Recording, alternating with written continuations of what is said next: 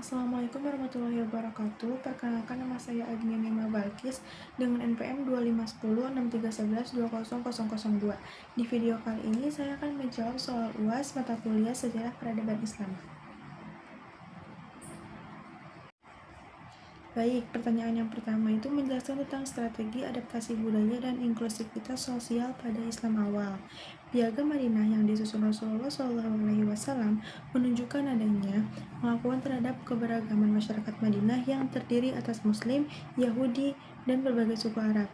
Prinsip keadilan, musyawarah, dan perlindungan hak setiap kelompok menjadi fondasi stabilitas politik yang memungkinkan terbentuknya masyarakat yang harmonis.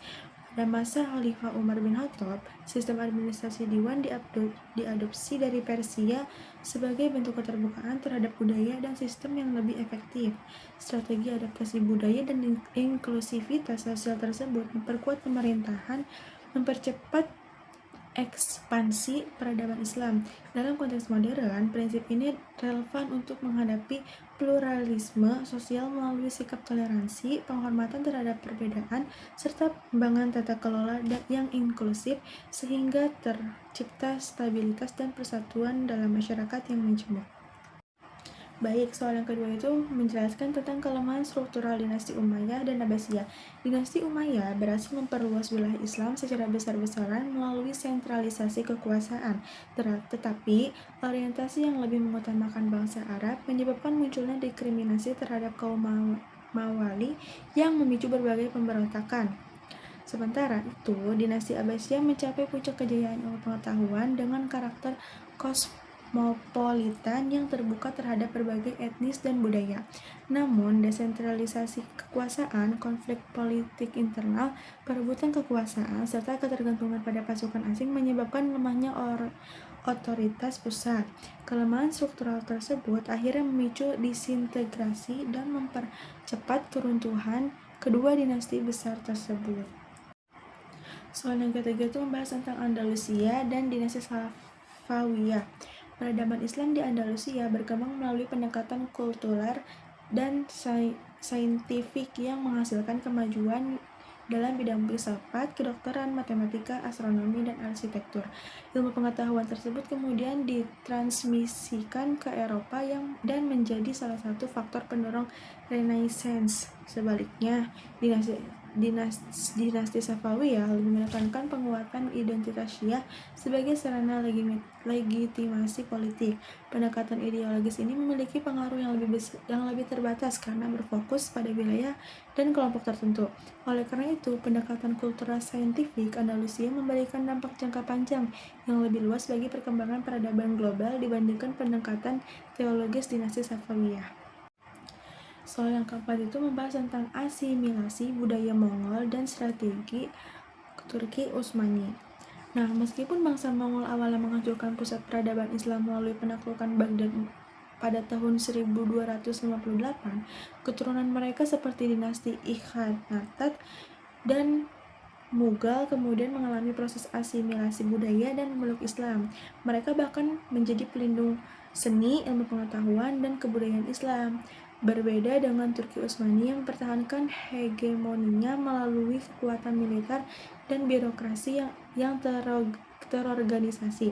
Asimilasi budaya pada bangsa Mongol menunjukkan bahwa pengaruh budaya dan agama mampu mengubah pihak penakluk menjadi bagian dari peradaban yang ditaklukkan, sedangkan strategi Turki Utsmani lebih efektif dalam mempertahankan kekuasaan politik dan ekspansi wilayah dalam jangka panjang.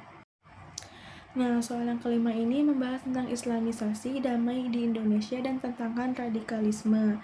Islamisasi di Indonesia berlangsung melalui perdagangan, perkawinan, dan akulturasi budaya sehingga menghasilkan karakter Islam yang moderat, toleran, dan menghargai tradisi lokal. Konsep Islam Nusantara atau Islam kosmopolitan mencerminkan kemampuan Islam beradaptasi dengan budaya setempat tanpa meninggalkan nilai-nilai dasarnya. Karakteristik ini menjadi modal penting dalam menghadapi arus radikalisme global karena menekankan modernisasi beragama, dialog, dan penghormatan terhadap keberagaman masyarakat Indonesia yang multikultural. Baik, soal yang keenam ini membahas tentang kritik terhadap narasi Eurosentrisme. Narasi Eurosentrisme sering menempatkan kemajuan Barat seolah-olah berkembang secara mandiri tanpa kontribusi dari peradaban lain. Padahal, lembaga pendidikan Islam seperti Universitas Al-Qarawiyyin di Maroko dan Universitas Sankore di Timbuktu telah menjadi pusat ilmu pengetahuan jauh sebelum munculnya universitas-universitas modern di Eropa. Selain itu, warisan arsitektur dan budaya Islam di Balkan yang di bawah Turki Utsmani menunjukkan besarnya pengaruh Islam terhadap perkembangan Eropa Timur. Oleh karena itu, pandangan Eurosentrisme perlu dikritisi karena mengaburkan kontribusi intelektual, ilmiah, dan arsitektur Islam terhadap kemajuan peradaban Barat modern.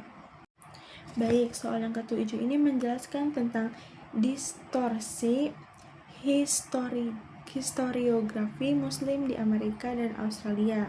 Anggapan bahwa kehadiran Muslim di Amerika dan Australia merupakan fenomena abad ke-20 terjadi karena historiografi Barat lebih menonjolkan perspektif kolonial dan mengabaikan kontribusi kelompok minoritas.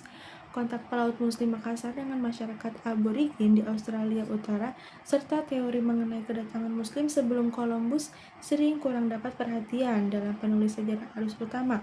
Untuk membangun historiografi yang lebih adil, diperlukan penelitian multidisipliner yang memanfaatkan sumber arkeologi, antropologi, tradisi lisan, dan dokumen sejarah dari berbagai perspektif sehingga kontribusi komunitas Muslim minoritas dapat diakui secara lebih proporsional.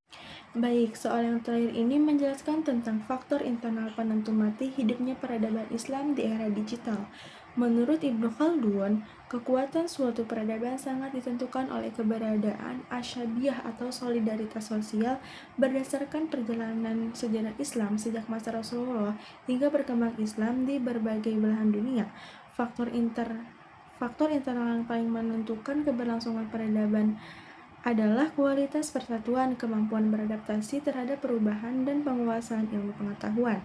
Di era disrupsi digital saat ini, peradaban Islam akan mampu bertahan dan berkembang apabila mampu memperkuat solidaritas sosial, membangun budaya ilmu, serta memanfaatkan teknologi secara produktif.